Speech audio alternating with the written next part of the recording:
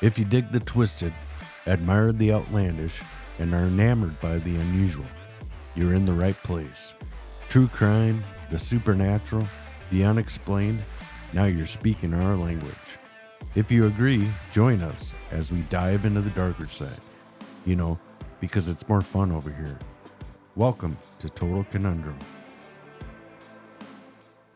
Warning, some listeners may find the following content disturbing.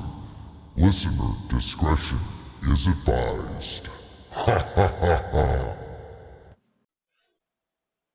All right, Conundrum crew. Tonight we're diving headfirst into the world of the paranormal investigations, the evidence, the moments that make you question everything you thought you knew about the afterlife.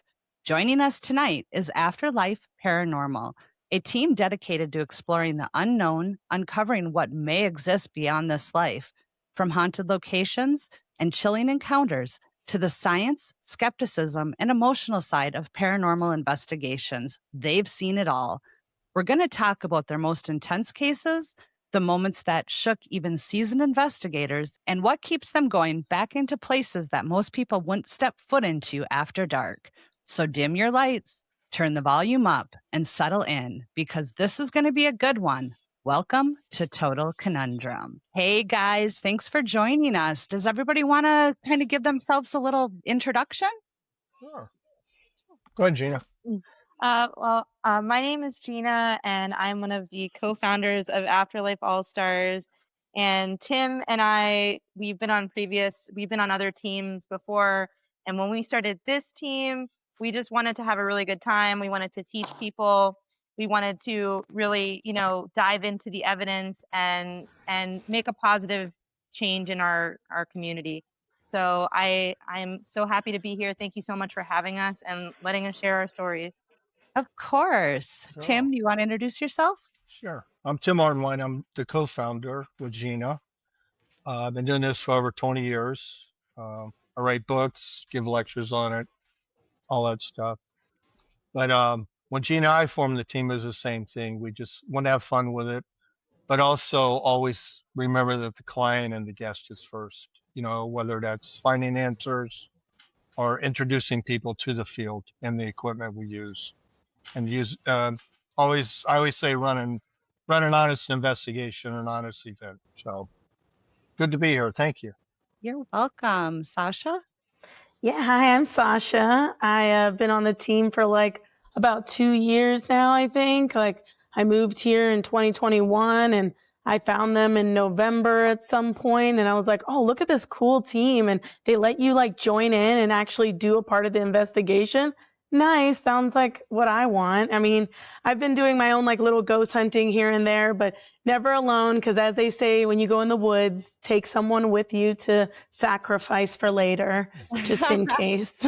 And it's been great ghost hunting with them and just being able to experience so much more that I haven't been able to experience on my own. So it's things from, they get chills from walking into a room and I'm over here where is it? I don't feel it yet. To the next minute, I'm sleeping in the room and I'm like, Gina, could you just come in here for a minute? So yeah, it's been great. I love it. It's so much fun. And I can't wait to be saying as long as Tim, that would be amazing. Years and years. Anyone that may not be familiar with you guys, who is Afterlife Paranormal and how did your team all kind of come together? It was basically, as a team, we run a lot of public investigations where people investigate with us.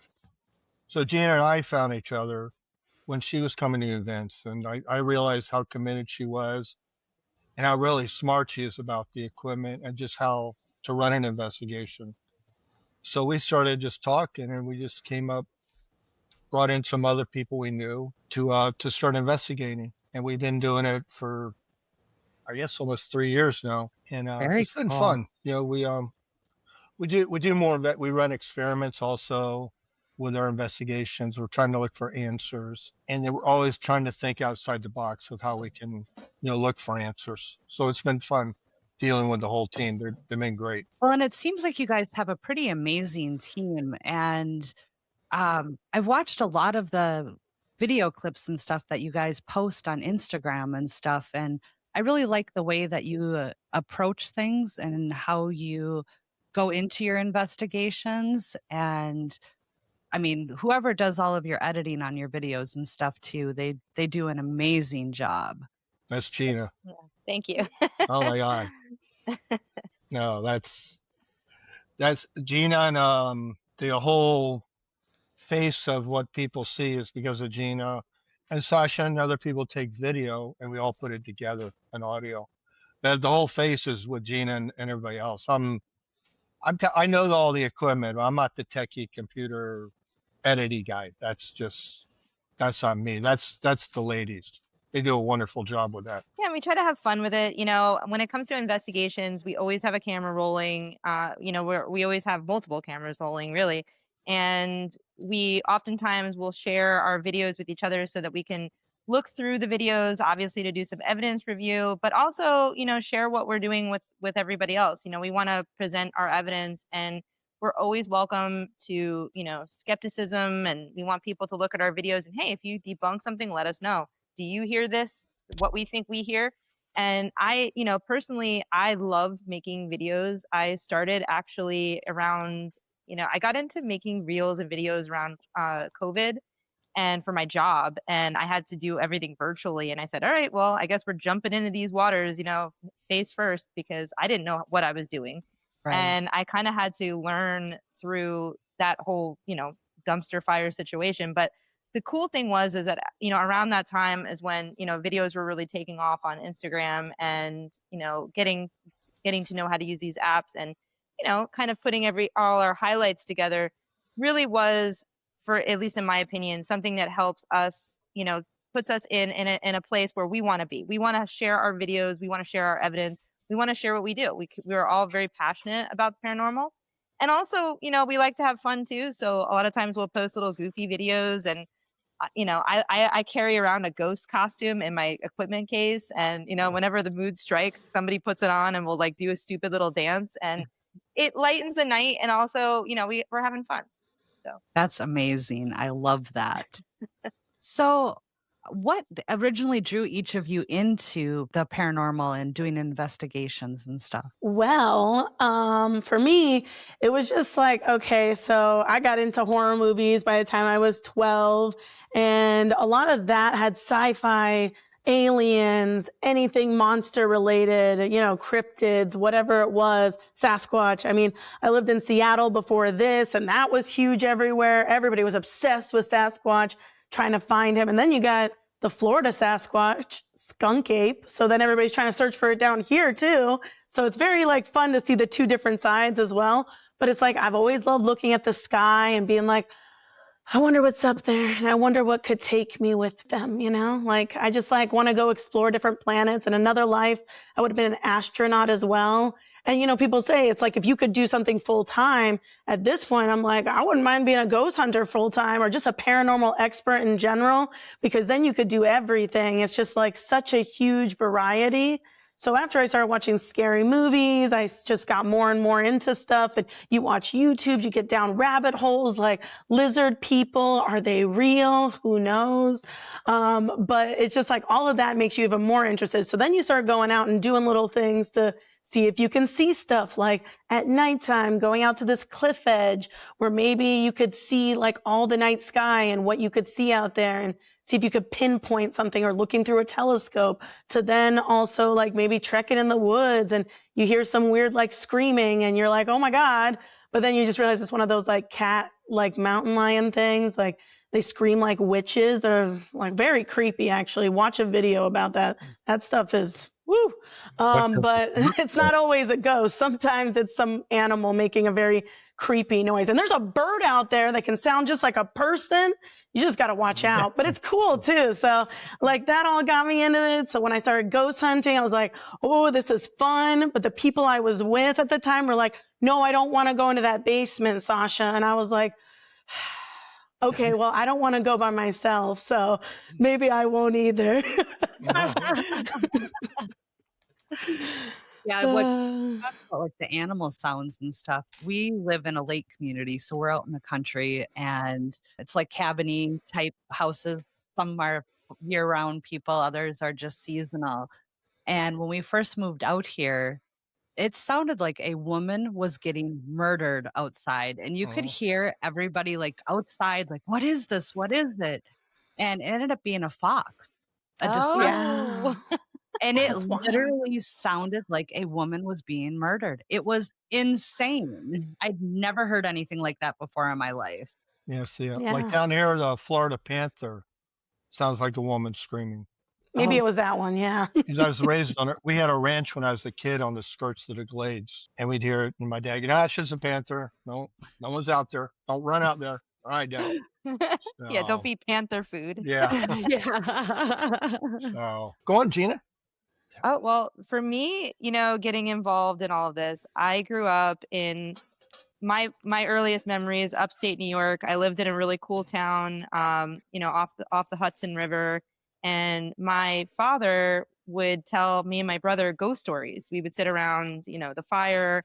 We had a fireplace in the house, and then a lot of times, if we were taking a long drive somewhere, he would make up these ghost stories, and he would insert us into the ghost stories, like as characters. And I just, I always loved consuming content of spooky stuff. I was really big into reading like the Goosebumps books and, watching scary movies. And I just always loved, just the idea of having the experience. I was always just very open to it. And then when my family moved to Florida, we actually moved into a haunted house, not unknowingly. And, I had some experiences growing up in that house, and it really kind of drove me to just this fascination with it. I didn't understand it, but I was so fascinated by it. And of course, when Ghost Adventures came out, I was a Ghost Adventures junkie and I would watch every episode. I was so curious.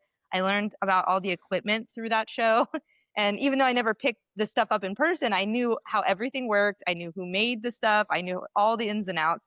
So when I finally got a chance I actually joined an event that Tim was running. I was geeking out with Tim about all this equipment. I'm like, oh, that's an Ovilus. Oh, that's a millimeter. And I was so excited. And, just made that connection. But it really kind of, I've always wanted to have a paranormal experience. And, I've never seen a ghost with my own eyes, but I've experienced, voices and, temperature changes. I've been touched. And it's such an interesting experience. And everybody always asks me, oh, why, how are you not running out of the room, And for me, it's like an adrenaline rush. I get so excited that I just want to, turn my phone, the video on my phone and just film something. I'm not going to be running out the door. And it's a wild ride. And I'm so happy and thankful that I found my people, because I think, like Sasha even mentioned, you're interested in something, but not everybody else is interested in that. And it's such a cool feeling when you meet those like-minded people that you can connect with and, share those adventures. I love it. So me, I always tell people I never had like grandma standing at my bed, nothing like that. It was just, I'm a retired paramedic in Miami. So, and I worked in one of the biggest trauma hospitals. So I saw a lot of death over the years. And I was kind of like a science nerd when I was a kid. So I started thinking about the law of physics. Energy isn't destroyed or created, transferred. So I started thinking about, there's got to be something more than just plopping someone in the ground.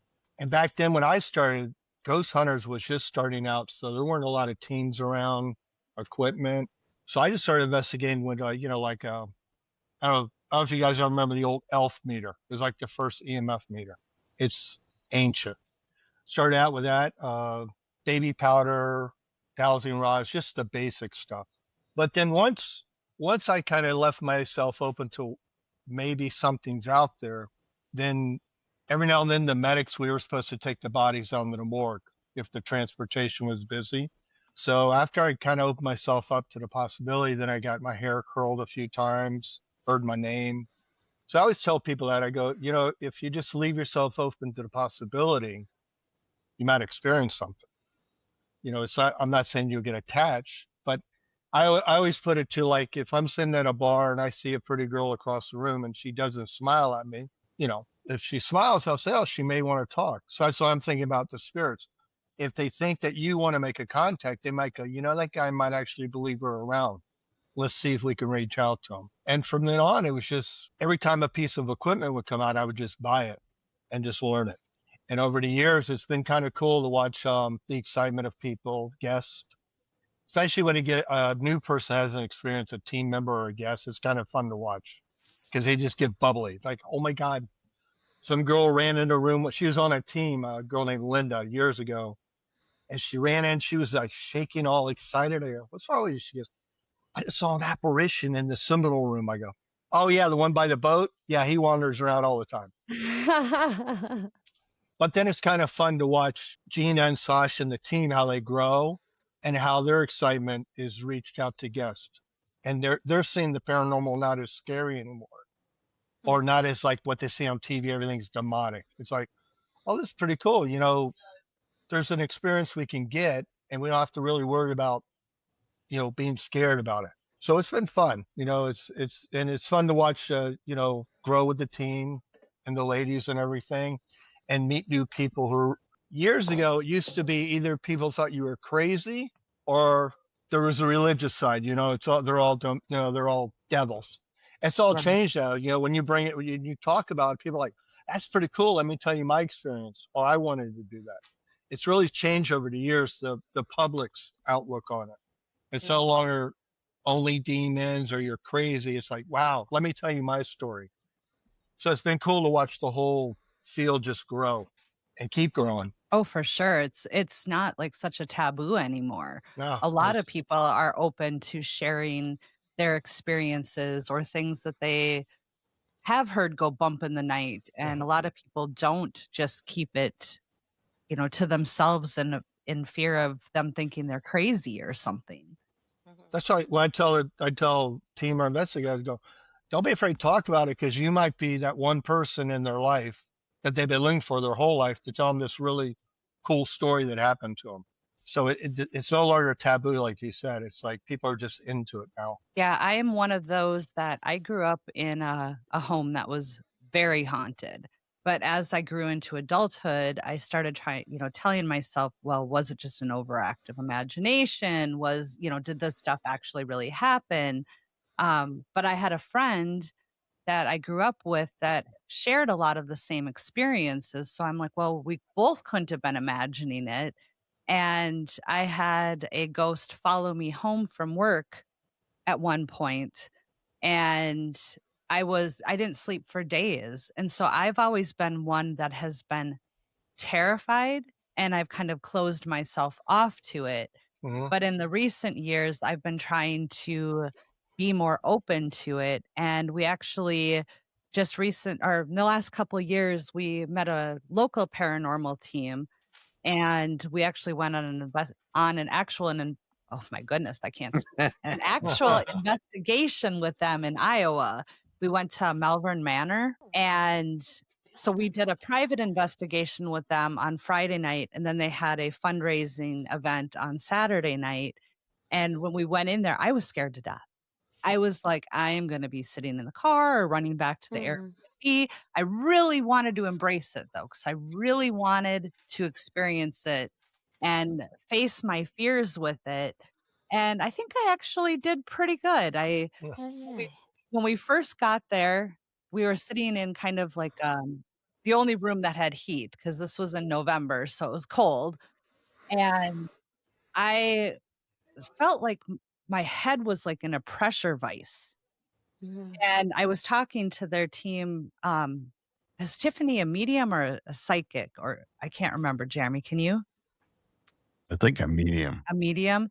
Yeah. Well, she was kind of asking me if I was okay. She's like, I'm seeing something like heavy here. And I told her, I said, as I'm talking to you, it almost feels like I have tunnel vision going on. And so she's like, let's take you outside. Let's do a quick cleansing.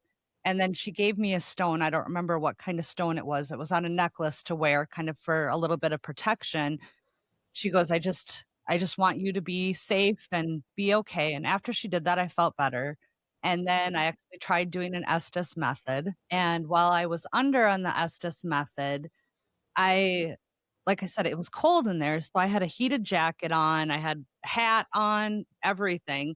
Well, while I was under, I kept feeling like somebody was pulling my hair, like at the top of my head.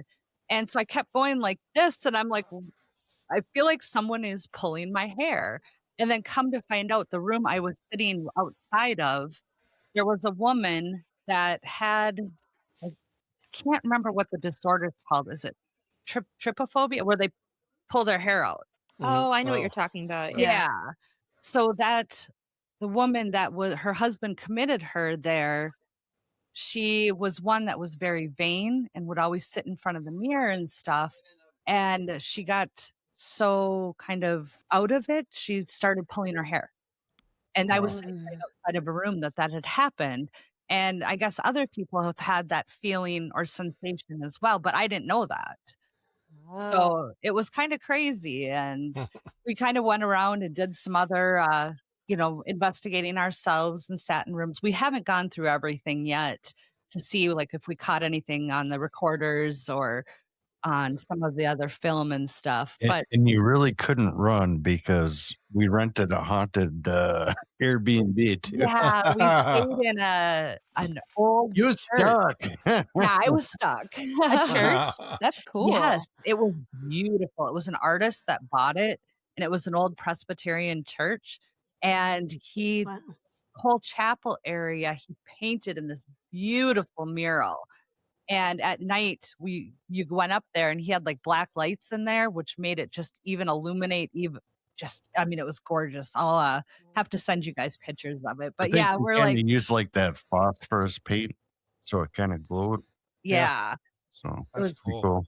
beautiful. And we slept in the old pastor's room. Mm.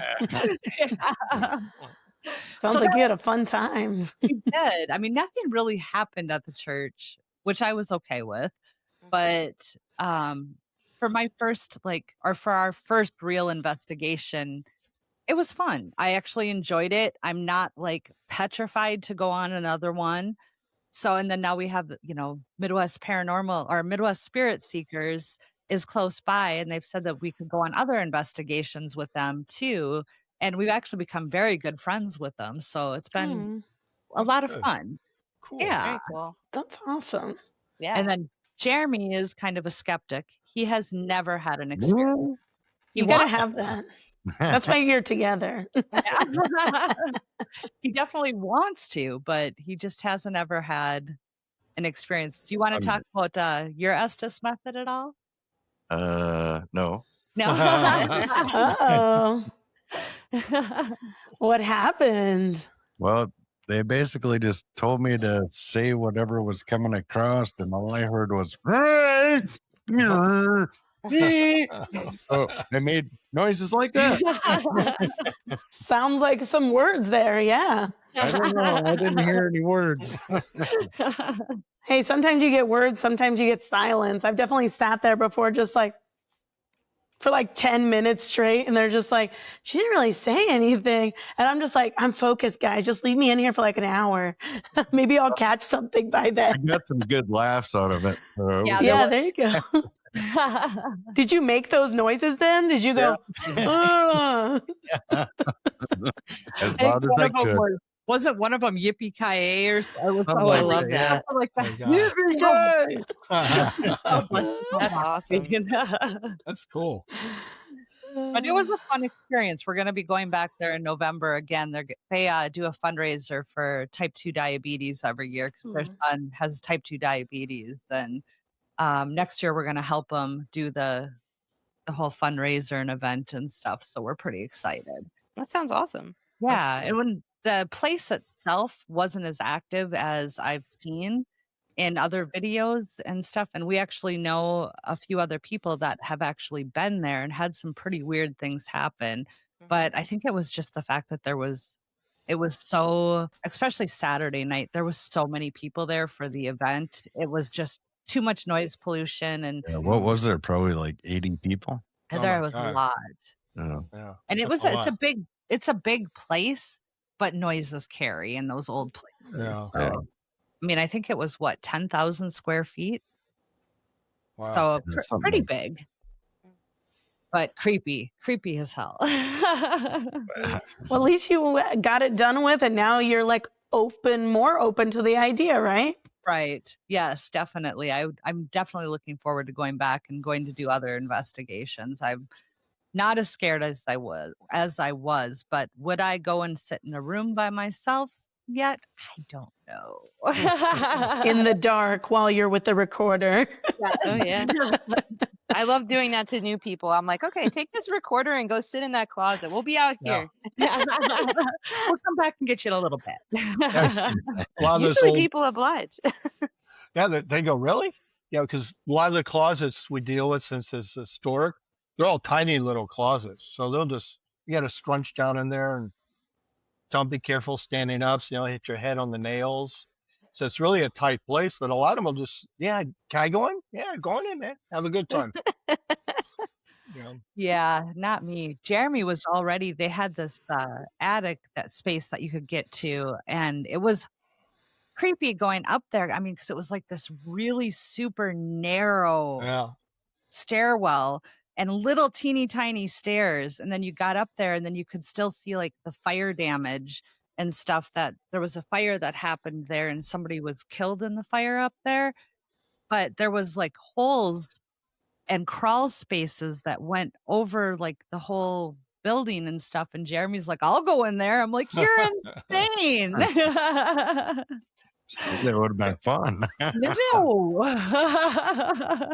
That's why you see a lot of urban explorers are men. If you've noticed, there's a lot of male urban explorers. They're like, oh, I just like put my foot in some of this water that could possibly have a brain-eating amoeba, but it's fine. It's fine. That's awesome. So with you guys, I know you've investigated a lot of different places and stuff. Is there any place that resonates with any or all of you that affected you the most? Maybe not just scared you, but really stuck with you afterwards? Well, go ahead, G. For me, I think one of the most, like a location that affected me the most is the Sorrel Weed House in Savannah. And I did that with my husband.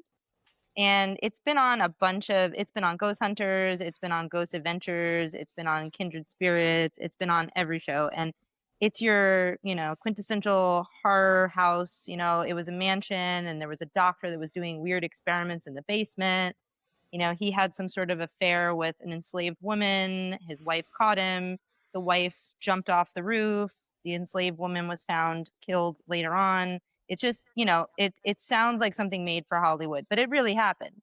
And you can actually go and investigate in this house. And I did an investigation there and I had a very open mind. I was thinking, wow, this place is, pretty dark. And I had on the way out, the last area we investigated was the carriage house, which was where all of the enslaved people lived. And the docent, as she led us into this building, she sort of said, hey guys, it was just, my husband and I and another couple. And, she said, basically, this was a really light space. This was a very happy place. This was a place everybody got together after the end of a long day. They would sing, they would cook, they would have a good time together. So please keep it light. Don't ask questions and, bring up anything about death. She's like, just keep it light and you'll get good interaction.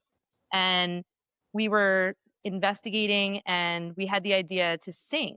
And I thought, my husband's a singer. And I said, maybe why don't you sing a blues song, something kind of cool.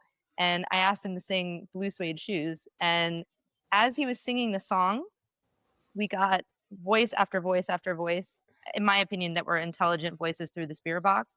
We had it's what sounded like a woman humming along. And then we had what sounded like an older man say, I don't trust him. And then immediately later, either a female or a child, like a very light sounding voice was like, oh no, he's good. Like it was back to back to back. And It was such an interesting experience. And I really do feel like we had a connection. And I sort of had this place built up in my mind. Like I really wanted to experience something there. And I was kind of upset because I had gone the whole night and nothing happened. And this was like in the last 20 minutes of being there, And it was such a profound experience and I will never forget it. It was definitely one of my favorite places that really did leave a lasting impact on me. I guess the one ghost must not have been an Elvis fan then, huh? I was just thinking like a bluesy kind of song, like we didn't know any songs that they would have known, but something that they might have been able to tap their toes to, Oh, yeah. Great. Elvis isn't for everybody, but it's pretty cool. Well, Go ahead, Tim. Oh. Go ahead. Okay, well, I would say mine have been sometimes scattered depending on investigations, but the most memorable one would probably be at the Seminole Inn still, to me. Like, that is still, because I actually spent the night in the room that we found to be the most haunted. And so each room had a different theme there. It's 30 minutes away from like Stuart, Florida, and even I think West Palm Beach, Florida. It's pretty 30 minutes away from a lot of them because it's right in the middle where like kind of you get closer to Okeechobee.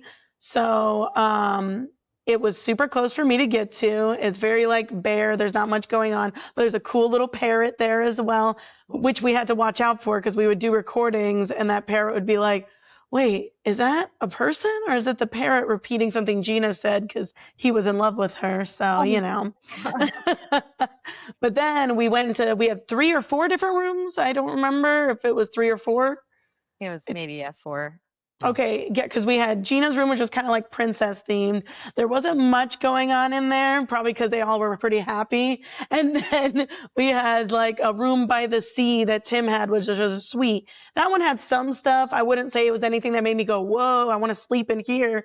And then we had a room, like me and another girl, but that one was like a bird kind of room. There was like birds on some of the like walls and pictures, but that one didn't get really anything either. And then there was the last one.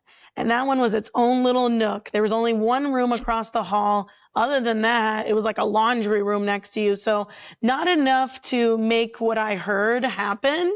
So I see that this drawer keeps opening in the room that's a part of, obviously, a dresser. And it's only one drawer. And we even got comments going, oh, well, it's on a rotary. It probably just moves back and forth, whatever.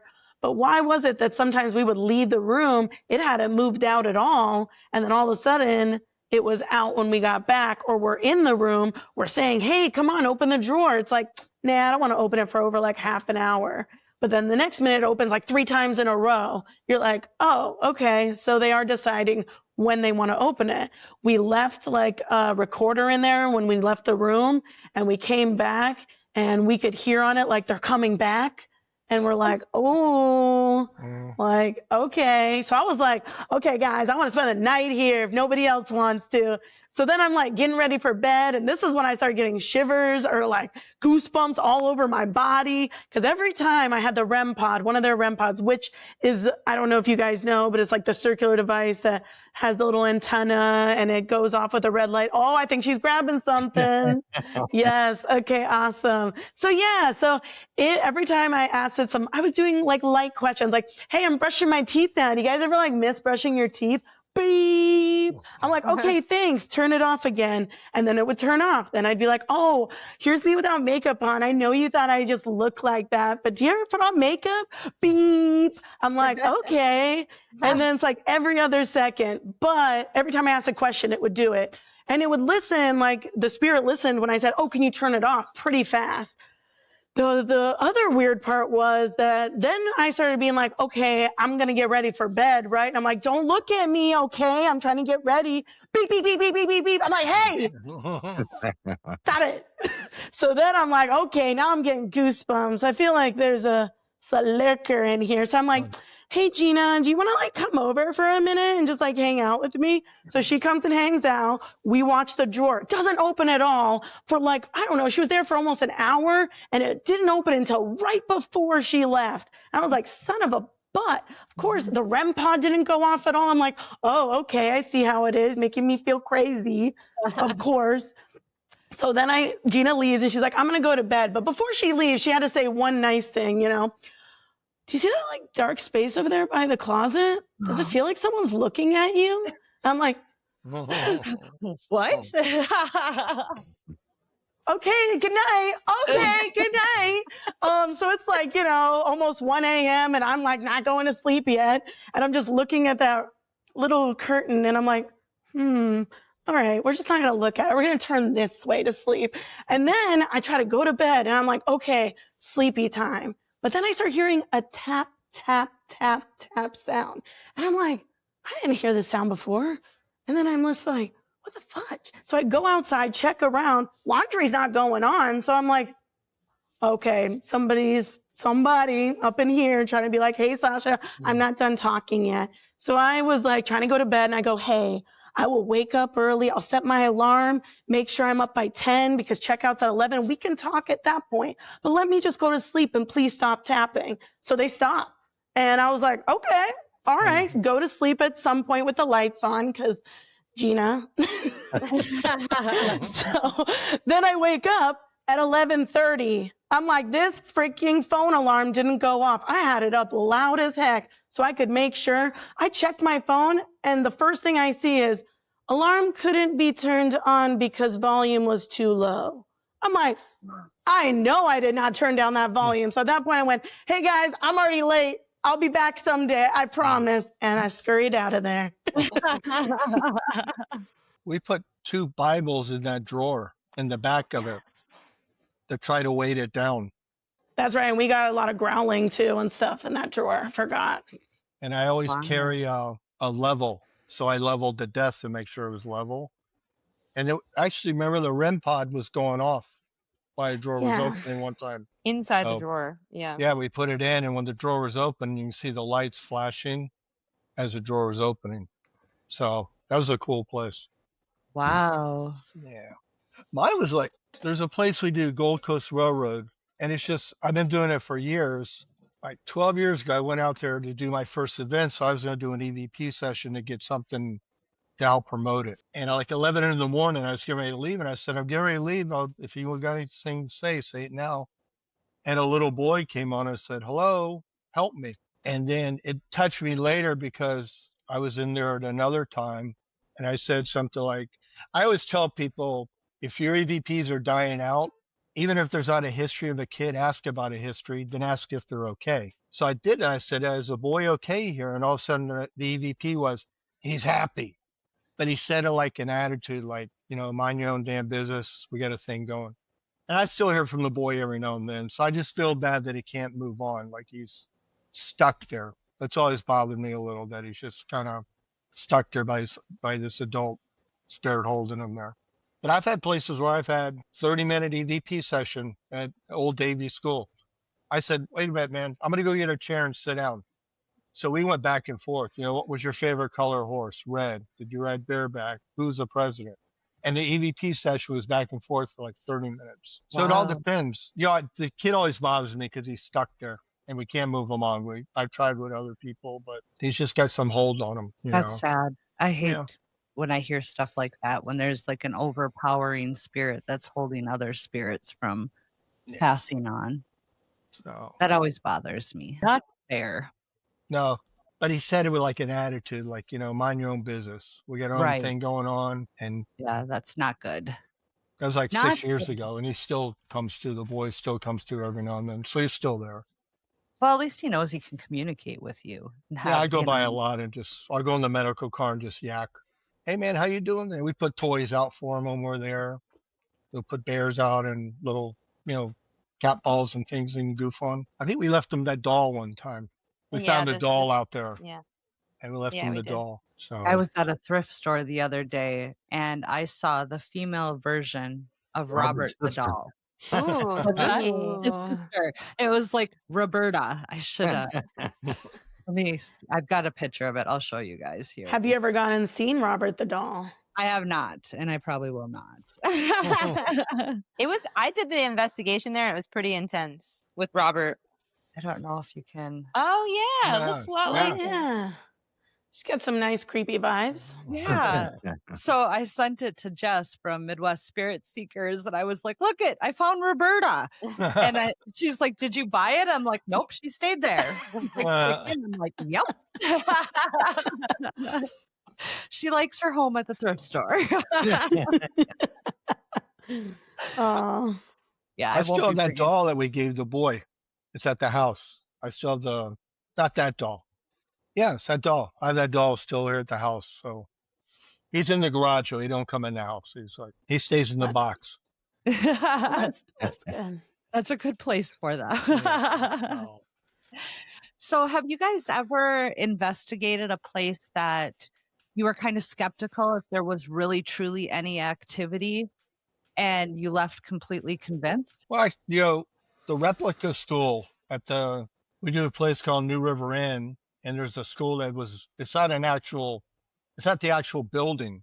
It was built in memorial of Ivy Stranahan, the first teacher in Broward. So it was actually a building that was built in 1976. And I'm always shocked that we get activity in a replica building for years. I went there the first time, I go, this is a replica. There's nothing going on here. Sure enough. And I'm always shocked that we get kids singing. What's your favorite subject? Math. Did you remember your teacher? We got Ivy once on the DVPs. So for replica building, it's very active. Was it built on the same ground? It was like a 1976 bicentennial thing, and it was brought to the same area, but it was freshly made. I mean, it's made in the same design. It looks like an old school if you walk in there. Okay. But unfortunately, the Dade pine that they used back then is no longer available, so it wasn't made out of the exact wood they had. Mm-hmm. But it's in the same area. But I'm always surprised it's still active for being a replica. Very cool. How about you two? I can't think of any because usually when I go into it, I'm like, it's always a place that we have known as haunted. Or even when I've done it by myself, I'm like, oh, I know that this has been said to be haunted. I guess there was one time where it was kind of convincing, but I don't know. It wasn't a full 100%. It's like sometimes you go to a place and you might be new there. And this is what they told me on being on the team is they might just be shy with you and you need to go back several times before you'll actually know for sure if there's anything there because they just might not be comfortable with you yet or expressing yourself. Or it might just not be one of those nights where their energies have enough power to talk to us. Makes sense. How about I think for me, we have an area we're actually about to go back and reinvestigate this place. We've been a bunch of times, and it's called the Devil's Tree. And you might have heard there's one in New Jersey, which a lot of people talk about, but we have one in Florida that it's shocking to me that it's as little known as it is because there was a very, very, very prolific serial killer in South Florida in the 1970s. And if you look this guy up, I actually heard about him for the first time on a podcast called Morbid. Mm-hmm. And basically this guy was operating throughout South Florida and they got him on like a handful of murders, but they believe that his murder count is much higher, but they were never able to pin all of the bodies on him. But basically his nickname was the Hangman. And what he would do is he posed that he was a sheriff. He was a police officer, and he would see young women hitchhiking, and he would pick them up. And they would say, "Oh, this is the perfect ride. It's a police officer." And he would get them in the back of his car, and then he would take them to this wooded area, and he would tie them up, and he would, do horrible things. And this particular tree it sounds like lore. It doesn't sound real, but it's very dark, creepy tree in the middle of this, wooded area. And it's got like this, I think somebody tried to repair it at some point and put it's some sort of synthetic material inside the knot. But, a lot of people supposedly have tried to cut it down. Some people have tried to burn it and, it's remains. And, it's supposedly very haunted. Well, the first time I went and I investigated this tree, I was with a few other girls and I knew it was haunted. I knew the whole story, but I did not really understand how haunted it was. And I was doing an Estes method, like you said you were doing, and I decided to sit up against the tree. I sat on one of the large roots and my back was up against the tree, and I was wearing at the time it was summer, so I was wearing a tank top, like a cotton tank top. And I was fine. After the investigation, I went home. I was getting ready for bed, and my back felt like it was on fire. And I showed my husband, I said, "Can you look at my back and see what's wrong with my back?" My entire back. And mind you, this was in an area that was covered by a shirt. It wasn't like my bare skin was up against the tree. It was completely like red. as if I had sat out in the sun, like I got sunburned or something. And he's like, it's really irritated. It doesn't look good. And it was so bad that I was having chills all night, like fever chills. And the next morning, it was completely gone. Wow. And I really think that particular place is evil. And I think that, me being naive about the whole situation, touching the tree, I very quickly, now when I go, I'm not going to touch the tree. I'll go and I'll investigate it, but I'm not going to sit on it. I'm not going to stand on it. I'm not going to do any of that.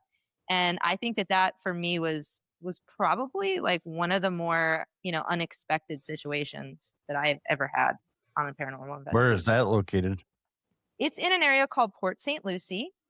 And so at the time in the 70s, it was an expansive wooded area. And it kind of, the edge of the woods would have led up to a canal. And at the time, it was a very large wooded area. But now, over time, they've had some new developments come in. So it's actually on the edge of a neighborhood. So what kind of sucks about the situation is if you're out investigating, you might see people walking by with their dogs. Like, they walk their dogs past the devil's tree. And people are always curious. They'll ask, hey, are you guys investigating? Did you get anything? Can I watch? And it's pretty interesting. But, all the locals know about it. And it's kind of weird because they don't have any signage up. I feel like there should be like a little memorial or something, Right. or like a little plaque, but nothing. I don't think they want people to know that it's there because it might bring the housing value down since it's so close. And they close it after dark. Like if it gets dark and you're there and they catch you just at the right time, you will get like in trouble. Trespassing. There are some people, yes, who I've heard before who have gotten in trouble. That's also 30 minutes from me. You are just central. Yeah, I just jotted that down. That's the story I hadn't heard before. So we do true crime as well. Mm-hmm. So I'm gonna have to look into that. Yeah, look it up. It's he went by the hangman. His name was Gerard John Schaefer. And it's just one of those stories that you wonder how it's not as well known as like a Ted Bundy. I mean, it's a pretty crazy story. Yeah, I'm definitely. And there's even other fun facts. Like some people think a satanic cult too used to like worship there just because of the deaths of the women. Yeah, maybe. Who knows? Satanic panic, Yeah. But you never know. I've been there several times. And again, I'm a bull in the china shop kind of ghost hunter. So I'm like, show me you're there. And everybody else is like, don't, I've already been touched enough. And I'm like, I'm waiting. I'd be the one that, no, you can show her. Don't show me. Touch her. Don't touch me. Yeah, I'm good. I don't need to be touched. No, you do not have permission. Have you guys ever had an investigation where multiple people on the team have either seen or experienced something pretty incredible happen at the same time, like an apparition or something that's, or like some pretty compelling evidence, like your most favorite compelling evidence? Well, we've seen like shadow figures and stuff, but usually it's not, it's one person will see it, and I think a lot of us have seen them, and it's always like a split second, and then it's gone. Yes. But we've had collective, experiences on locations, especially recordings too. Yeah. I feel like we've all experienced one of the ones in the schoolhouse, that it was a good one. I remember I had to keep it. Tim was recording with his awesome recorder, and we all do it like 3 to 4 people sometimes that's going on at the same time, so they all get different things. I think his was the only one that got where it's just like you heard some things and they're like, hey, you here? And then you hear, I'm here. And we're all like, whoa, what happened? And so I'm like, shut up, I'm trying to video. Because it's like, we got it. And it was so exciting. Like we were all like really excited about it. And I remember that moment because we were just like, everybody shouted like it was a football game. Yeah, it's like that. Because you rarely hear that, like 2 words, especially that really go well together. But Tim hears stuff all the time. He's the best. Yeah. I like audio. My audio is my favorite. So you have to have an ear for it too. I mean, and when you're listening through, if you're not like listen or watching the sound waves, if you're not watching to actually physically see them, there's some people that just have that ear that can really pick it up. Yeah, well, I'm just more of a because we play back like after one or two questions just to see if we can build a conversation. So a lot of us we gotten accustomed to it where we go and we'll ask, what do you think he said? Like he died? No, he cried and things like that. So it's not always exact, but it's or we're real honest about it too. We go, I don't know, but it's 2 words, right. you know. Because I was, even when I used to post stuff all the time, I was real honest about it. I said, what do you think it says? Because I wanted feedback because everybody here is Right. different. And that way it always keeps the evidence transparent. And say, Right. what, and we do the same thing with us. We'll like, what do you think? I don't know. I think it says this. Well, let's wait till we'll put it on the computer and find out. So we're always trying to figure out, we're always honest about it. And some people, I didn't hear nothing. Well, yeah. So it's good. And no one's ego's too big to say, you sure? I think it said that. So, but You Mom, have you to. guys got locked in that house. That was a group thing. Remember? Oh yeah, that was that's a great point. Yeah, that was a wild night. It was this was the team that Tim and I were on previously, and the way we did this was we have the History Fort Lauderdale Museum property, and we host events for them. We fundraise for their museum, and once in a while we get just like a fun team night where it's just us, and we get to investigate on our own. And there was myself and 4 other girls were in what is called the King Cromartie house. And the guys were going into another building, the girls went over there. And the caretaker, Dan, was with Tim, and he opened the door and let us in. And he said to us, I'm gonna leave the door open because it's a deadbolt. Just use the little latchkey lock. When you go inside, there's like a little latch that goes over. He goes, use that so that way you guys are safe, because the building is in downtown Fort Lauderdale. There's a lot of drunk people. He's like, it's just safer. I don't want to lock you in.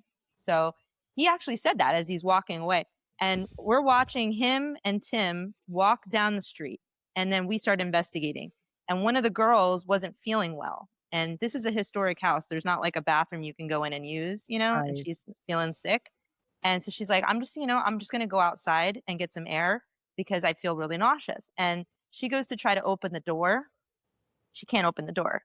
And she's panicking. She's about to feel, she feels sick. So another girl gets up to open the door, and she looks at me and she goes, it's locked. And I said, guys, it's not locked. I watched him. He didn't lock it. It must be stuck, just jiggle it. And I was like, at that point, I'm annoyed because I'm thinking she's sick. One of you needs to open the door. So I get up annoyed because I know that the door is open.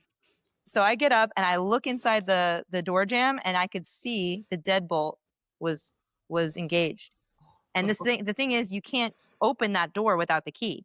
Yeah, and that's why he said he didn't want to lock it. So I'm looking at her, she's looking at me, we're freaking out. And one of the other girls goes, all right, I'm going to call Tim. We didn't have Dan's number. She's like, I'm going to call Tim. And the girl got sick on the floor. She threw up. And it was just such a crazy situation because I could not for the life of me understand how that deadbolt got locked in place. And when Dan finally came back, he said, I didn't lock it. And he's the only one who had the keys. So we were all just sitting there scratching our heads like, how the heck did this happen? And then later on that night, we were in a different building. We continued investigating, and we have a spirit box portal type of device. And I don't know who asked the question, like, what did you do to the girls? Why did you do that? And it said locked. Oh no. Yeah. That was that's a good point, and that was something that we all experienced. I guess that's the best example. Because we get a lot of EVPs, and I've gotten a few over there. There's a bathroom upstairs, and we always think there's an old man in this bathroom because I always get a get out up there, cranky old man. And one time I was up there and I go, hey, the ladies are here coming tonight. What do you think? Because I always get there early and I'm always doing stuff. And the EVP was whores. I go, they're not whores, man. Be nice. It's like, he's a cranky old guy and he has something against women, I guess. We But think yeah, it was that spirit that made the girl sick. yeah. That's what we think. But it was yeah, because I mean there's one set of keys to it, and Dan had them, and it was deadbolted, and it has to be a key deadbolt. So I'm like, and Dan's very real good about locking doors, but when we're there he doesn't. So, and he was with me the whole time, so I know he didn't sneak back. But yeah, I'm like, what happened? But the cool thing was, it was like 2 or 3 of the girls, it was like their first real investigation per se, playtime, and they handled it so cool. You know, most people would have been freaking out. They're like, even the girls like wiping the spittle. That was exciting. And she's like, and I haven't seen someone throw up in like 15 years. So I'm like, that's cool. And they're like, Tim, I go, sorry, that's pretty cool. You don't see many people get that much EMF action where they throw up. Right. They were outside, they were handled like pros, like they've been doing 20 years. Like, that's so exciting. I'm like, they're like, that was cool. Let's go back. That's when, you know, I go, now, yeah, they're ready. They're good. So they're all in. that was cool though. I had one place where every week, well, every 2 weeks, we went up to this cemetery, and there's a mausoleum, and I was always stand on the wall of the mausoleum, and I look down, and I always see this shadow guy. He'd stick his head around, and I go, damn. I go, now I gotta go look for him. And everybody saw him a couple times too. They go, you got to do the dance? Yeah, I got to go see if he's there, and I know he's not going to be there. So I got the FLIR camera, and I'm looking. I go, okay, we'll play next time I'm here. But sometimes, you know, you might not see it together, but different team members will see enough, and they'll know it. They'll go, you got to go look for him. I go, yeah, I go look for that guy. He's down there, and we got to go do the walk. But we see shadows at the Gold Coast all the time. Same shadow person. That was actually the first place I saw a shadow person.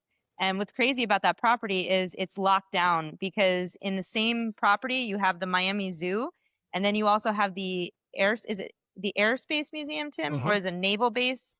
Yeah, some sort of naval museum and a prison. So there's no getting in after, you know, they close down for the day. There's, you know, they have you know, gates that they put down. They have security guards that work there. So when I saw a person walk across when we were on this investigation, Donovan, the you know, the caretaker of that museum, had to look through the cameras because he was concerned that there might actually be somebody on the property, because it's, you know, it's secure, supposed to be secure, you know. So that was pretty interesting. But they see a lot. What they think it is their theory is it's a conductor from one of the trains, and people see him walking in and out of the rows of the trains that are parked there. Yeah. And I think that's probably what I saw. It was definitely a man. I'll have to send it to you, because one of the guests caught a shadow on the train. Beautiful shadow person. Really? And it's the same guy. And then one night we were there like 4 a.m, and it was me and some other guys. We had one lady with us, and she was just there taking pictures. And for some reason she goes, I have to go to the bathroom. I go, well, it's over there. No one's here. Can you stand outside? I go, yeah. And she came out of the bathroom, pulling up her pants. I go, what's wrong with you? She goes, I just heard someone go, hey. I go, oh yeah, there's a voice in the bathroom. Oh. He's been there for years. But a lot of times, like, Gina will see a shadow and she'll go, oh yeah, that guy's always there. We might not see it at the moment, but we go to these places so much that we might see the same shadow person different times. Yeah. And we can describe it to the other person. What did it look like, this guy? Yeah, I go, yeah, he's always here. He wanders around the bathroom all the time. So it's not always collective, but we do see the same spirits. We always get the same tones. You know, we've got an EVP so clear that some people will recognize the voice, not just the word.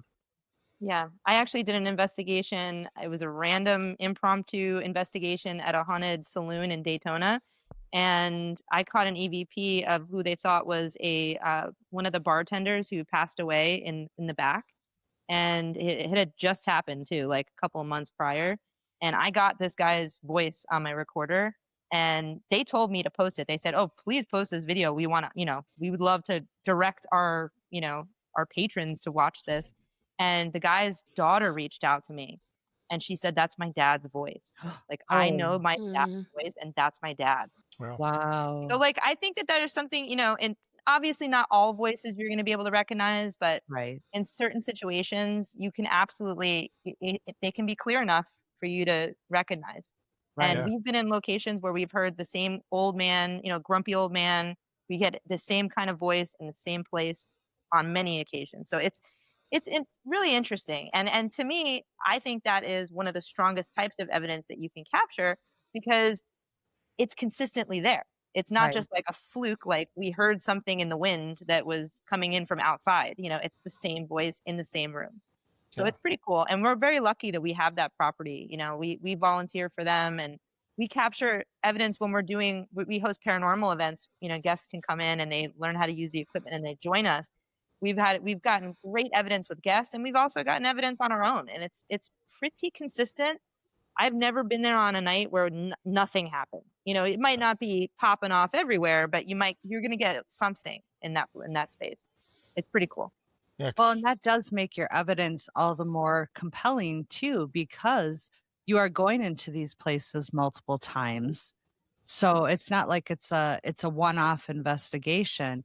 Like you're saying that, oh yeah, we've all seen, most of us or whatever have seen this here. We all have experienced this here. Well, we have this EVP this night and this EVP this night and then another time, and they all match the same voice. And so that makes it all the more compelling. Yeah, because I did Linda's bar. This lady we know, she owns a bar. During the pandemic, I just went down there to play, and I got this voice, and Linda, whose family owns it, goes, "That bitch." I go, "Who is that?" And she pointed at a picture, and she goes, "That's her." And then she called another barmaid in who lived nearby, and I played the EVP. She goes, "That bitch." And it turns out this lady was it's a biker bar. So the family owns the business. Dad loved the barmaid because the bikers loved her. But she kind of knew she can do anything with the family because Dad loved her. So she was a bitch. She was a royal bitch. But both two separate people just recognized the voice, and their first words out, "That bitch, man." I'm like, I go, wow, that shit. Then I caught a male, and the other barmaid was there.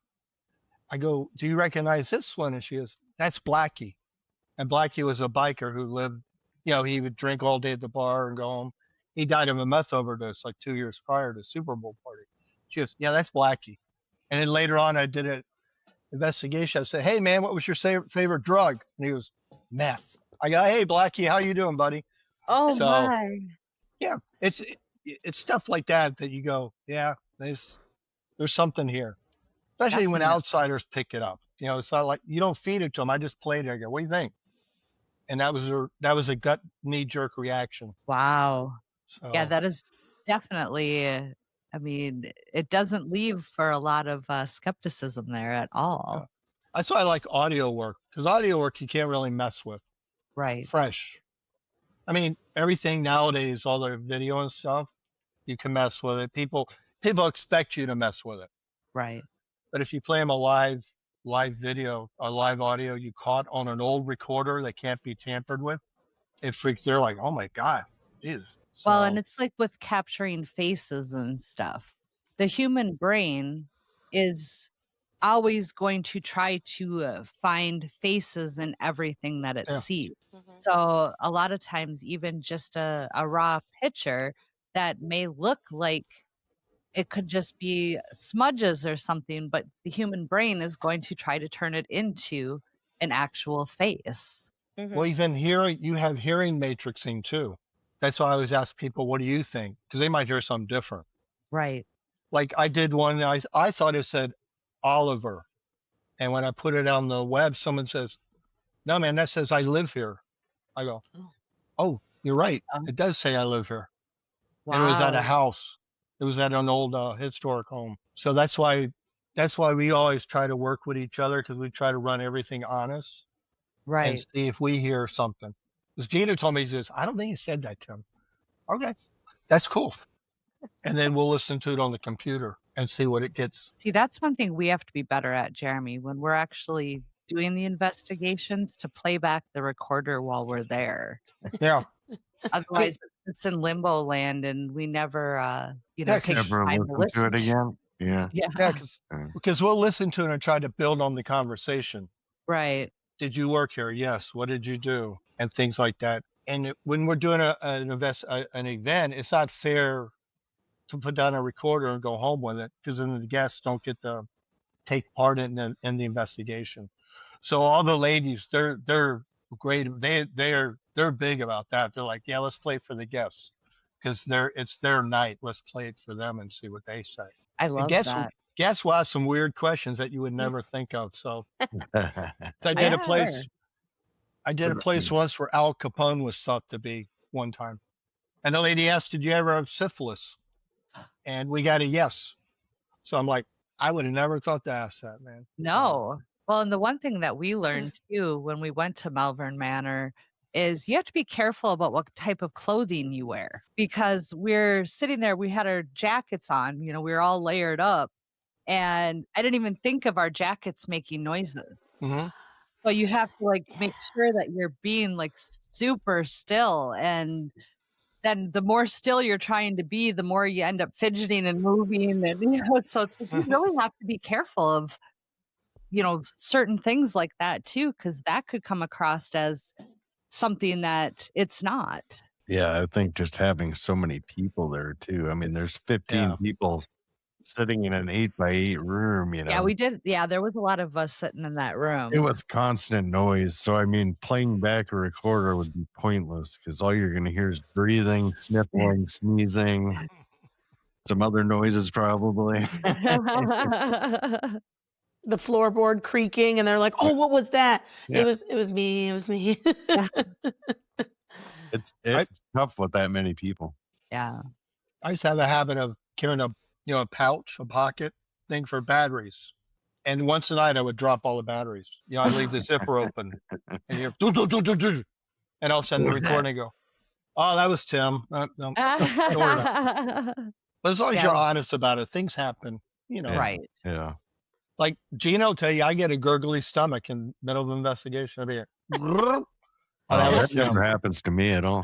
No, never. Because I have 20 cups of coffee, so I'm gurgling, and Gino go, "That's Tim. That's his stomach again." And so yeah, I'll be fine up until the point we start recording, and then all of a sudden my stomach goes. It's a demon. Nope. No, it's Tim. We've had people, pass wind, We just call him Gasper the Smelly Ghost. We'll just say, we call it Gasper. We're cool, man. Hey, Bob, lay off the burritos, bro. So I love that. That's and you almost have to, when something like that happens, you almost, if you're not listening to it back right away, it's like, okay, that was me, or that noise was this, or you almost have to call it out to make sure that because it is hard going back and reviewing that stuff. Yeah, so even the old cameras, the IR cameras, if you put a flashlight near it, it'll click off, and you gotta say, "Oh, that was me," because the old bullet IRs, if you put a if you got a flashlight and you go near it, it'll click. So you have to say, "That was me." So you always have to be open to saying, "I screwed up. Let's move on." Right. And I screw up the most, so Gina and the girls, they keep me in line. They're like, "Tim." Yeah, we learned we definitely need to get better night vision camcorders, because we have a bunch of batteries for them, but they only last 15 minutes. If that. It was crazy. Maybe they're draining your batteries. Yeah. Yeah. Well, it could be. We only used them the one time, but it seemed like they were going so fast. And it's we gave up recording after a while when we were walking. I'm just like, this is annoying. So, I used my phone but do you have backup batteries that you always bring with you? Because that's the first thing I learned. Yes, we do. Always have backup. Yeah. The downfall is we had it on, they're handheld mounts, and you have to remove the mount to get to the battery compartment. And so it was too much work. Yeah, they aren't very good cameras. And then I made the mistake of buying generic batteries. Yeah. So that's Yeah. why they only last for like 10 months. Mhm. Yeah, We got a lot of batteries. They just yeah, we have a lot of batteries.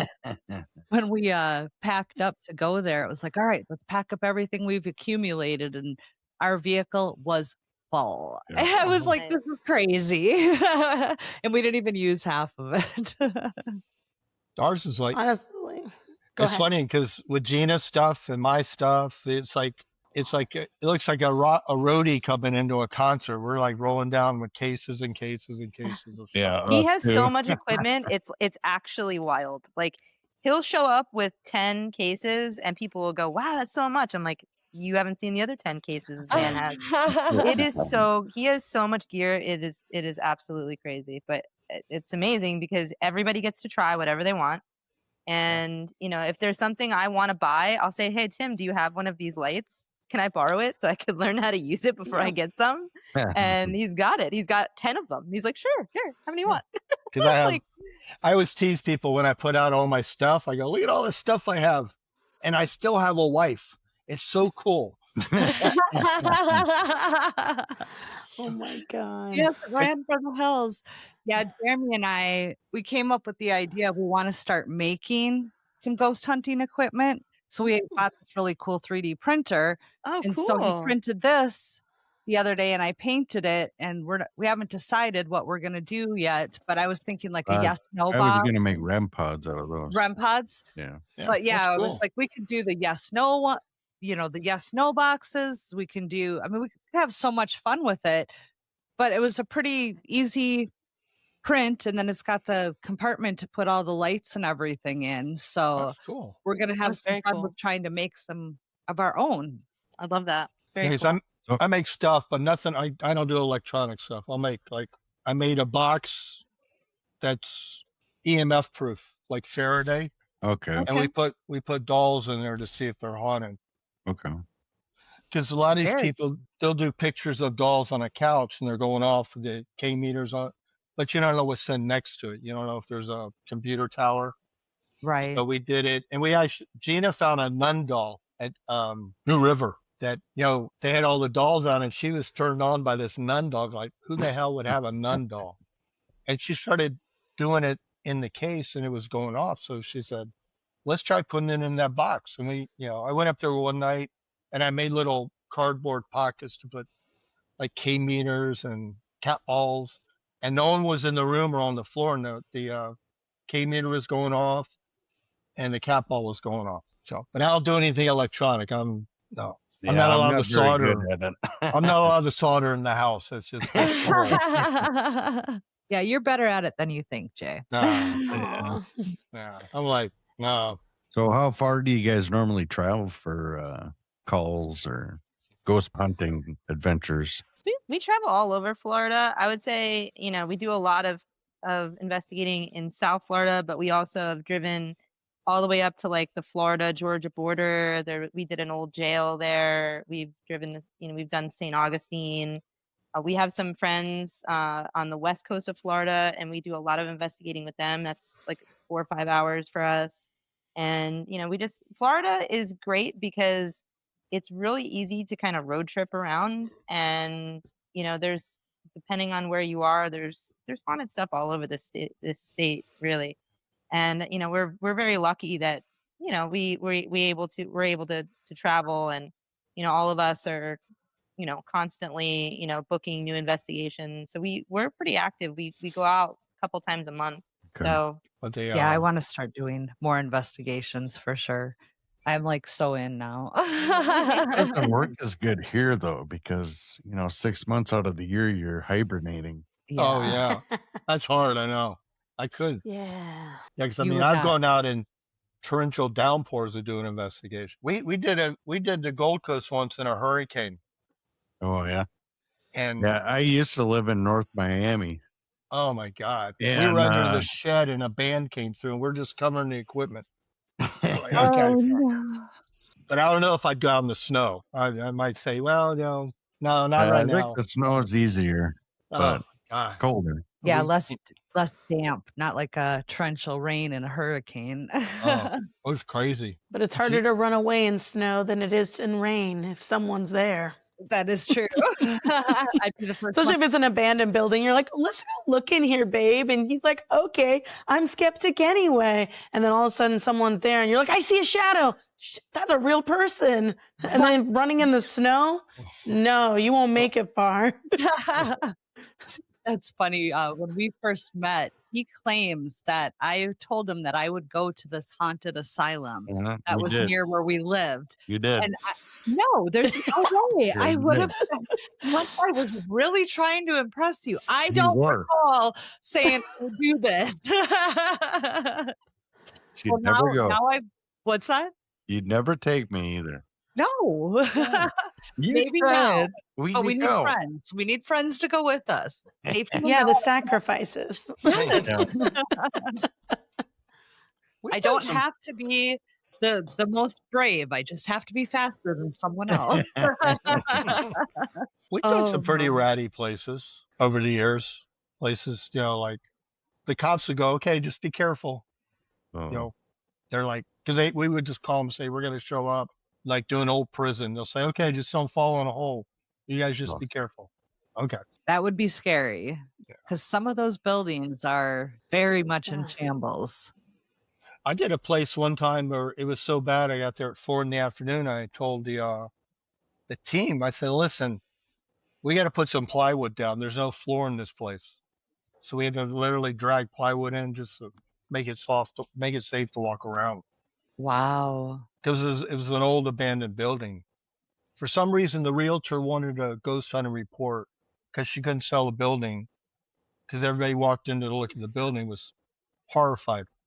I'm like, what do they care about the building? They're going to knock it down anyways. But, I had to put plywood down everywhere, just old scraps of wood just to make it safe to even walk around. That's But, crazy. Yeah. Yeah, and But- when you're investigating, you want it to be dark. You don't want to really use a lot of light, Mm-mm. and that would be dangerous. And it was funny, like a week later on the news, the news report was on there, this building was on fire. And I called my buddy, I go, hey, Bill, they burnt that building down. He goes, no, I go, turn on the news, man. And sure enough, someone torched the building. So I guess they couldn't Wow. sell it.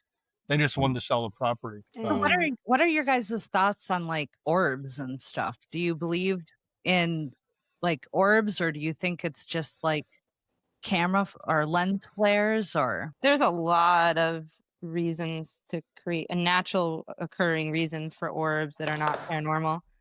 I would say, Tim, you do a great job of explaining, but I think most orbs are not paranormal. No. I mean, to me, I always tell people, when I started doing this and we came to your house, you'd have to turn the air off an hour before we got there, or that we catch dust orbs all night, which sucks in Florida trying to investigate a house in August. But I think over the years, it's like if an orb is gassy inside, just dismiss it. If it looks like it has its own electrical, remember those old balls you'd put your hand on it and the electricity would supposedly go to your hand? yeah, If it shows that, then that might be something, because the whole theory is that they're balls of energy. So, but anything gassy, you're like, yeah, let's not worry about that. Plus, And- there's so much humidity. If you have a light, like a flash from a camera, and it's flashing onto humidity in the air, you're going to get these little sprinkles of light, and it's. Yeah. I just think people catch them and they automatically think it's paranormal, and it's usually explainable, especially in Florida because we have so much humidity. Yeah. It's very, very good chance it's that. Or like people will call, I always tell people, I go, you go out tonight in Florida in a cemetery and catch 1,000 orbs because it's all the humidity if you're using a white flash. But the lights we use now are like infrared and ultraviolet, so that kind of takes that away. right. And then now we get calls about security cameras. Oh, look at that rod. I go, nah, man, it's a dragonfly. But if they correspond with some other activity, for Yeah. example, I was contacted by somebody who sent me video of security video from it was like a gym inside a condo, and like a community gym inside a condo building, and there was orbs appearing in this room, but they also corresponded with noises. Yeah. So like you would hear like banging, and then all of a sudden these orbs would start like moving through the room. And so I think that's interesting because there's more than one thing happening. Mhm. But No, it that's a could be good point. it could be a number of different things. Everything you get, you put into a pile of evidence. You might Right. have an orb, but like Gina said, you might have a noise with that orb. So now that goes in that pile of evidence. And then maybe you heard a noise at the time. So everything that we get is always just thrown into a pile, and then we compare it to what they think. Personal feelings are real big. It might be you see the orb and Gina go, yeah, I felt a little cold spot, or I felt a little nauseous. Well, that's good. It's not only an orb anymore. It's just a piece of evidence thrown into that pile. Right. That's the important reason to do a full investigation, because that pile of evidence is what you want to go on. Oh, for sure. You know. Jeremy and I went with a group of people to the Roth House in Watsika, Illinois, and it's known as the Watsika Wonder. And we went there. Half the people wanted to party, half wanted to investigate. So no usable evidence at all in anything that we got. But I was doing an Instagram live and we had a geobox going, and Jeremy was videoing me. And this, do you want to describe what you caught on the camera? Nope. You're so funny. Let me see if I remember it. So I'm recording her. She's talking to somebody on the phone. Yeah, on Instagram Live. And something basically darts up to the corner of the ceiling and then shoots over towards me. And then I think it went back around over back by her. And I'm kind of watching it as it's happening and thinking, God damn, that's weird. I don't see anything else floating, like dust floating or. So I thought it was kind of cool, but. Yeah, it like That is cool. came up behind me, and it was like a big glowing like orb. Yeah, it was weird. I mean, it wasn't no bug, no wings flapping or anything. And it was pretty good in size, but it came up and then kind of went down and then like shot right towards him. And but the other fun thing that we got at that house is Jeremy and I were down in the basement and we were doing a REM pod session, and I was recording it. And we went back upstairs and we put the REM pod on the grand piano in the living room. And I was sitting on the couch, and one of the other girls that was really into ghost hunting and stuff too, I was playing her the video because I was showing her the activity. Every time I'd ask a question, the REM pod would go off. And we had a Ring camera sitting right next to us. So the Ring camera picked up on our motion and was recording. And so we have me playing the video from the basement, the Ring camera picking up the whole thing of me showing her this. And as I'm playing this video, the REM pod on the grand piano starts going off at the same time it did in the video in the basement. So I'd ask a question and the REM pod in the video would go off and the REM pod in the room would go off. And I'm like, this is crazy. And then when I was watching this video, I asked, can you tell us your name? And the Ring camera captured Jeremy says it sounds like furniture moving, but nothing moved in that room, but it just sounds like a brah, like that. And there was never any other interference. There was never anything else that anything picked up on, other than it just did it right afterwards. And I'm like, that's so creepy. I can't prove anything with it, but it's creepy. But the interaction with the REM pod to the same questions, and then the REM pod died. Oh, yep, that's cool. So it was very cool. So we've had a few little things here and there, and that was enough to kind of get me excited. But I wouldn't sleep that night. That night I couldn't sleep. Everybody's out cold. My protector's snoring next to me, and I'm staring at the ceiling going, how is everyone sleeping?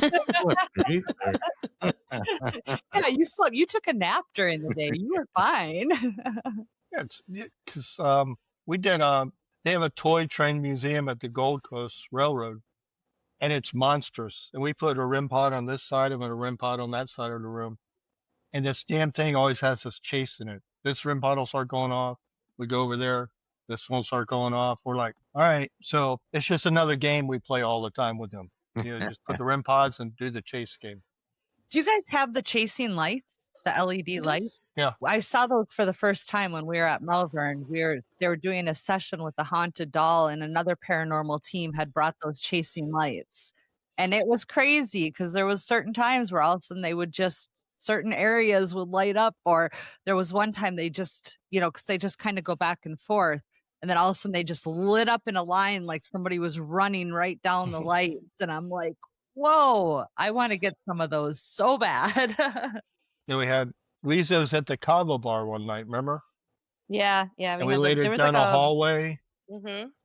And it was like 2 or 3 doors, and only the lights at one doorway lit up the whole time. Very cool. It's amazing how they work, because there was somebody who actually stepped over it, and it lit up just where she stepped over. And because the whole time they were going on, I hadn't seen anything happen. And then she stepped over and it sensed just that little area. And then shortly thereafter, there was a few times where they just lit up in certain spots. And then it was like, boom, like somebody went running. And I'm like, that is amazing technology. That's cool. But you guys like to sing. We'll put the trip wire on the bed in a girl's room. And Gina will go, let's sing some like Christmas. And Sasha and Gina and everybody will sing like Christmas songs. And the lights will start going off. Wow. That's always fun to do. And they play with the bear and everything when they're singing. I don't sing because they would run away, but. Yeah, that was actually a guest idea. It's really when you meet people and different people join you on investigations. We had this one lady who was a musician, and she's like, have you guys ever tried singing? And we said no. And well, we started singing, and we had one time with the spirit box, somebody sang along. We were doing Jingle Bells, and then we got a couple like words from Jingle Bells, and then we've had really good luck in the doll room. So it's a lot of fun. Yeah, it's fun. It's fun to use all the tools. Just like I put a K meter, the guts of the K meter on a whiskey bottle just to see if and back in the old days when I did Deer in the State, I put a K meter on a bottle of Jack. And it lit up a few times. You want a drink, and it lit up, and things like that. Wow. So you make trigger toys out of anything.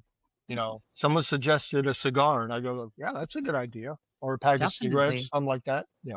But I keep the whiskey bottle in a box in the back. I don't want the cops pulling me over on it. What's with the empty whiskey bottle?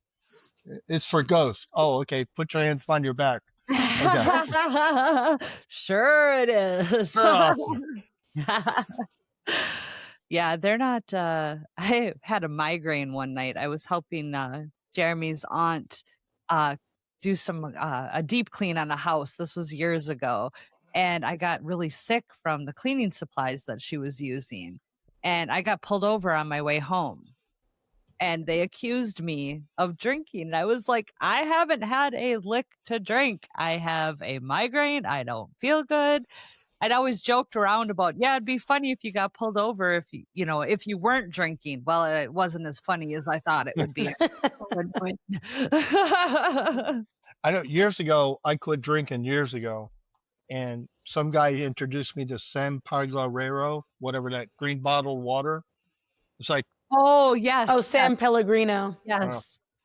And I was taking a swig one day, and a trooper passed me, and he stopped me. So from then on, I did it like 3 other cops. I'd drive by a cop, and I go, and he'd stop me. He goes, just water, bro. And he'd be mad as hell, and he'd walk away.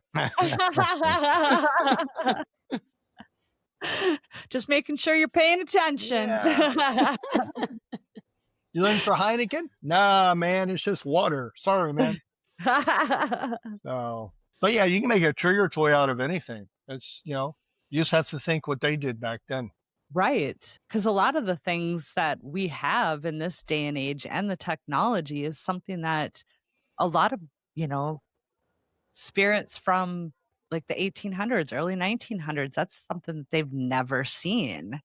Yeah, it's what I tell people when you set down something, you got to explain it. If you want them to play the game, show them the toys. Like you put down a REM pod, you say, okay, if you come near this, it'll light up. Because they've Right. never seen a REM pod. They go, what the hell's that? Right. Or if you walk into like an old place, you go, hey, what's your favorite Xbox? They're like, what the hell's an Xbox, man? It's like, you have to Or be, even telephones. A yeah. lot of, phones weren't around for people that are from the 1800s and stuff. But well, thanks, guys. You guys have an amazing night. And thanks again for coming on. And Conundrum Crew, keep on creeping on. We love you. Bye. Bye-bye. Thank you. Thanks for hanging out with us here at Total Conundrum. Please make sure to check out our website and blog at totalconundrum.com for news, upcoming events, merch, bloopers, and additional hysteria. You never know what will pop up, so be sure to follow along. If you want to show your support for Total Conundrum and gain access to all of our bonus content, please visit our Patreon page. You can also follow us on Facebook, Instagram, and Twitter. The links are available in our show notes. If you have any questions, comments, recommendations, or stories to share, please email us at contact@totalconundrum.com. Episodes are available on Apple Podcasts, Spotify, or wherever you listen to your favorite podcasts. If you like the show, please rate, review, and subscribe on Apple Podcasts. We appreciate the love. Keep on creeping on, mother cluckers.